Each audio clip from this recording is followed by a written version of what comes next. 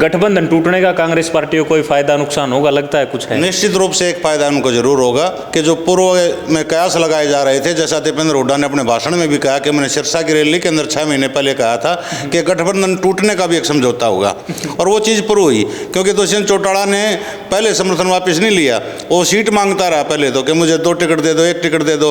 महम हल्के के कार्यकर्ता जो बलराज कुंडू के साथ जुड़े हुए हैं, वो दीपेंद्र हुड्डा जी से मुलाकात करके आए थे 3-4 महीने पहले, और उन कांग्रेस पार्टी के जो स्थानीय नेता थे उन्होंने उनकी पोस्ट डाल दी कि ये कांग्रेस ज्वाइन करके।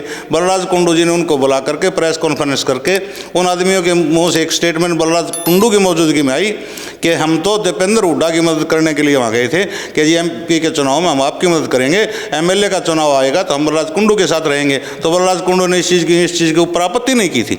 तो इसका मतलब सीधा सा संकेत है, बलराज कुंडू भी भारतीय जनता पार्टी के अंदर थे, शमशेर खरकड़ा भी भारतीय जनता पार्टी के अंदर थे, और दोनों ने अपनी टिकट पक्की करने के लिए कि एमएलए की टिकट हमारी हो जाए, एमपी के चुनाव में जी जान से इन्होंने मेहनत की, और उसी का परिणाम ये रहा कि वो महम की 25 से 30 हज़ार वोटों की जो लीड आती थी वो घट करके 16 रह गई। और अब बलराज कुंडू जी अगर कहीं साइलेंट रहते हैं या थोड़ा सा भी सॉफ्ट कॉर्नर अपने वोटर को देते हैं तो डिसाइडेड फैक्टर होंगे वह, इसमें कोई दो राय नहीं है। तो रोहतक पार्लियामेंट की समझौते में टिकट लेकर के अपने किसी कार्यकर्ता को लड़ाता, कम से कम मेन फाइट में तो होता, क्योंकि बीजेपी का समर्थन भी उस प्रत्याशी के पास होता। ऐसा ना करके अपने बेटे को एमपी बनाना चाहता था भिवानी महेंद्रगढ़ सीट से, वो सीट इन्होंने दी नहीं, रोहतक का ऑफर कर दिया। रोहतक में कहीं उनको पुरानी पिछली हारों की याद आ गई होगी, इसलिए रोहतक से उन्होंने स्वीकार नहीं किया।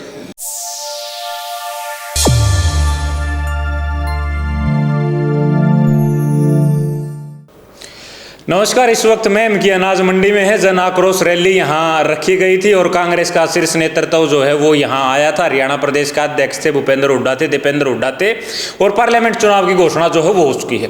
उसके बाद में कांग्रेस पार्टी का पहला बड़ा कार्यक्रम जो है वो मैं रखा गया था, जन आक्रोश रैली। वीरेंद्र राठी इस वक्त मेरे साथ हैं। राठी साहब, आपने रैली देखी, भूपेंद्र को सुना, दीपेंद्र को सुना, उदय भान को सुना, और संगठन ना होते हुए आपने भीड़ देखी, क्या बताओगे दर्शकों को, क्या देखा? एक सफलतम रैली जिसको हम कहते हैं ना, एक तो होती है सफल रैली, एक होती है सफलतम।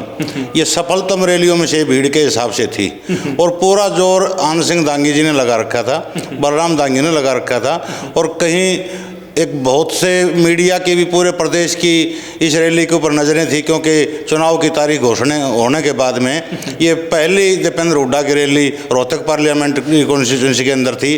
तो उस हिसाब से कांग्रेस के जितने भी नेता यहाँ मंच पे जिन्होंने भाषण दिया, वो आत्मविश्वास से लबरेज मुझे दिखाई दिए। अच्छा, आपने देखा मंच के ऊपर जो है लगभग सभी विधायक थे, पूर्व विधायक भी बैठे थे, और कई हल्कों के टिकटार्थी भी बैठे थे। तो उनका जो आपने भाषण भी सुना, उनका आत्मविश्वास देखा, उसको देख के जो रोहतक लोकसभा, उसके बारे में क्या कह सकते हैं भविष्य की? देखो, रोहतक लोकसभा के अंदर आज महम की रैली थी, तो सभी वक्ताओं का जो मुख्य फोकस था वो महम ही था। और महम विधानसभा ने पिछले चुनाव में 16,000 वोटों की लीड दीपेंद्र हुड्डा को दी थी। उम्मीद लोग मान करके चल रहे थे कि भाई 25 के आसपास या 22 के आसपास वो लीड रहेगी, लेकिन अब की बार उम्मीद मान करके चल रहे हैं कि महम हल्के से दीपेंद्र हुड्डा की लीड वो 30 से 32 हज़ार वोटों की जा सकती है। अच्छा, आपने भाषण भी सुना, लोगों की भीड़ भी देखी, लोगों के वायदे भी सुने, और मंच से भी वायदे हुए, घोषणाएं भी हुई, और कई सारी अभी लेटेस्ट जो गठबंधन टूटा है, गठबंधन टूटने का कांग्रेस पार्टी को कोई फायदा नुकसान होगा, लगता है कुछ है? निश्चित रूप से एक फायदा उनको जरूर होगा कि जो पूर्व में कयास लगाए जा रहे थे, जैसा दीपेंद्र हुड्डा ने अपने भाषण में भी कहा कि मैंने सिरसा की रैली के अंदर 6 महीने पहले कहा था कि गठबंधन टूटने का भी एक समझौता होगा, और वो चीज़ पूरी हुई। क्योंकि दुष्यंत चौटाला ने पहले समर्थन वापस नहीं लिया, वो सीट मांगता रहा पहले तो कि मुझे 2 टिकट दे दो, 1 टिकट दे दो, और उसके बाद अगर उससे बेटर वो ये होता कि वो ये डिमांड रखते कि 1-1.5 महीने के अंदर जो अगर वृद्धावस्था पेंशन 5100 रुपये हो जाती है, या एस्टेट जैसी परीक्षा को ख़त्म करने की जो उन्होंने अपने मैनिफेस्टो के अंदर बात की थी, उसके ऊपर वो डिमांड करते, तो उस डिमांड के बाद अगर ये शर्त नहीं मानी जाती, समर्थन वापस होता, तो एक संपत्ति दुष्यंत चौटाला के प्रति होती। लेकिन आज तो दुष्यंत चौटाला पूर्ण रूप से अब कटघरे में खड़े हो गए हैं, और जिस प्रकार की रणनीति अब वो अब कर रहे हैं, पूर्व सीएम मनोहर लाल खट्टर जी से उन्होंने मुलाकात की है। ये मुलाकातें भी ये जन्म देती हैं कि जेजेपी बीजेपी का ये फिक्स मैच है। मतलब फिक्स मैच था, ये तो होना था, और चुनाव के बाद हो सकता है, फिर हो जाए, बाद में हो सकता है।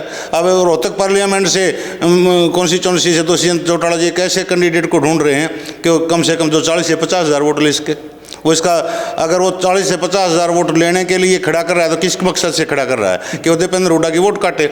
अगर वो इतने वर्कर के प्रति डिवोटेड था, जब उन्होंने रैली के अंदर हिसार के अंदर ये हुंकार भर कर कहा है कि भाजपा मेरे को हिसार रोहतक की सीट दे रही थी पार्लियामेंट की, हमने वो नहीं ली, तो रोहतक पार्लियामेंट की समझौते में टिकट लेकर के अपने किसी कार्यकर्ता को लड़ाता, कम से कम मेन फाइट में तो होता, क्योंकि बीजेपी का समर्थन भी उस प्रत्याशी के पास होता। ऐसा ना करके अपने बेटे को एमपी बनाना चाहता था भिवानी महेंद्रगढ़ सीट से, वो सीट इन्होंने दी नहीं, रोहतक का ऑफर कर दिया। रोहतक में कहीं उनको पुरानी पिछली हारों की याद आ गई होगी, इसलिए रोहतक से उन्होंने स्वीकार नहीं किया।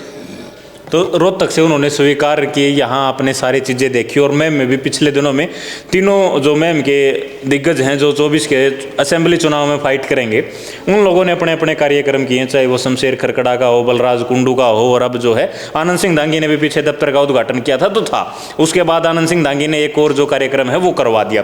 तो तीनों प्रोग्रामों को आपने देखा, यहाँ क्या लगा तीनों प्रोग्राम? आनंद सिंह दांगी ने तो बीच में पहले प्रोग्राम करवाया था कार्यालय का उद्घाटन अक्टूबर 15 को, फिर बाद में 26 जनवरी का भी एक प्रोग्राम M24 के चबूतरे से दीपेंद्र हुड्डा जी को बुला करके बाजार से घर घर कांग्रेस के नाम से उन्होंने एक यात्रा सी चलाई थी अपने कार्यालय तक। बीच में फिर बलराज कुंडू ने भी एक 14 जनवरी को मकर संक्रांति के दिन एक बहुत बड़ी रैली का इसी अनाज मंडी के अंदर आयोजन किया था, और शमशेर खरकड़ा ने M24 के चबूतरे के ऊपर एक सम्मेलन किया था। लेकिन शमशेर खरकड़ा की धर्मपत्नी जो राधा अलाव जी हैं, उनके एक चीज़ से मुझे बड़ा अटपटा सा लगा कि जिस दिन मनोहर लाल खट्टर जी को मुख्यमंत्री पद से बदल करके नायब सैनिक को बनाया गया, तो महम के अंदर वो गुलाल उड़ाती अपने कार्यकर्ताओं के साथ नजर आ रही थी, और उनके बेटे भी उस जुलूस के अंदर थे।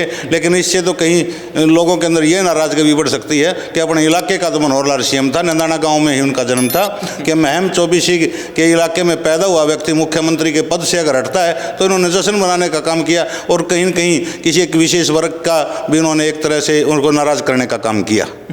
अच्छा, एक बात और बताओ, तीनों चीज़ें देखी। अभी बलराज कुंडू जो हैं यहाँ से निर्दलीय विधायक हैं, पार्लियामेंट चुनाव की उन्होंने अभी तक कोई घोषणा भी नहीं किया। हालांकि उन्होंने आज एक बैठक बुला रखी थी, उनकी बैठक चल रही थी, कोई फैसला अभी तक मेरे हिसाब से आया नहीं है।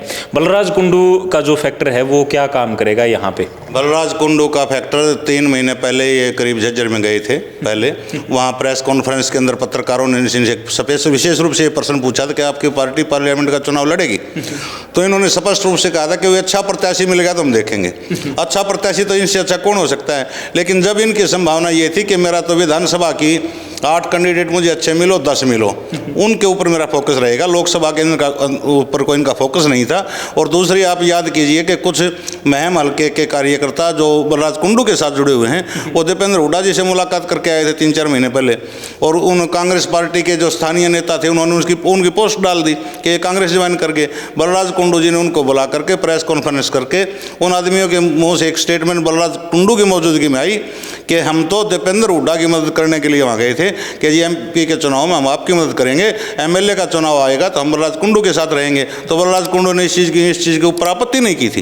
तो इसका मतलब सीधा सा संकेत है कि बलराज कुंडू पार्लियामेंट का चुनाव में अपना प्रत्याशी उठाने का उनका मन नहीं है, और इनडायरेक्ट रूप से, अप्रत्यक्ष रूप से वो अपने वोटरों को फ्रीडम देंगे कि आपको जो प्रत्याशी अच्छा लगे MP में आप उसकी वोट डालो, कि हमें तो MLA की फाइट करनी है।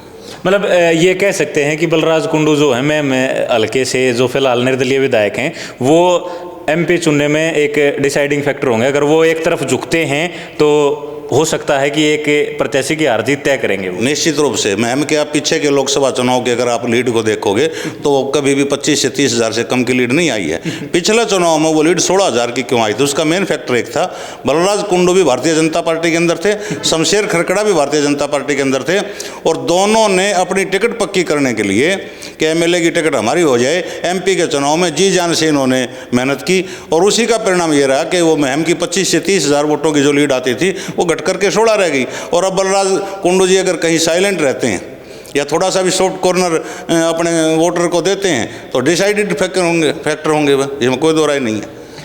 ये वीरेंद्र राठी हैं, एक एक बात का बड़ी बारीकी से रैली के बारे में बताया और बलराज कुंडू के बारे में बताया। वो जिस तरफ इशारा करेंगे उस तरफ जो है MP बनने का काम होगा, चाहे वो भाजपा की तरफ जाओ या कांग्रेस की तरफ उनका जो है सॉफ्ट कॉर्नर रहे, वो देखने वाली चीज़ होगी। क्योंकि चुनाव का जो है बिगुल वो बच चुका है और अब समय जो है वो लगभग 2 महीने का बचा है।